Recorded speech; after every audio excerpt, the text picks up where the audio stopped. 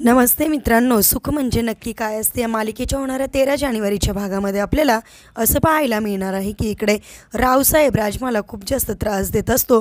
तिच्या अंगावर असणारी ओढणी तो काढून बाजूला फेकून देतो। थोडक्यात तिच्या अंगावर त्यांनी हात टाकलेला असतो। त्याशी नेमकी तिथे आदिराज आणि नित्या गाडीवरून चाललेले असतात। आदिराज हे सगळं काही बघतो, त्याचं रक्त खवळतं आणि तो तिकडे असणाऱ्या रावसाहेबची कुत्र्यागत धुलाई करतो। तिथे असणारी खुर्ची त्याच्या डोक्यात टाकतो, त्याला बेदम कुत्र्यासारखा मारतो आणि म्हणतो, इथून पुढं माझ्या मुलीकडं मानवर करून बघायची नाही, नाही तुला कायमचा धडा शिकवेल। त्या क्षणी नेमकी वसुंधरा बाहेर येते आणि म्हणते, काय झालं आदिराज? त्यावेळेस आदिराज चिडतो आणि म्हणतो, इथून पुढे जर माझ्या मुलीवर ह्याने मानवर करून बघितले तर जन्माची अद्दल शिकवल।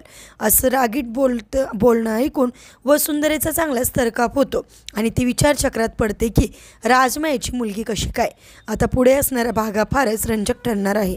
असेच मालिकेच्या पुढील अपडेटसाठी तुम्ही आपल्या रंजक मराठी चॅनेलला नक्की सबस्क्राईब करा। थँक्यू।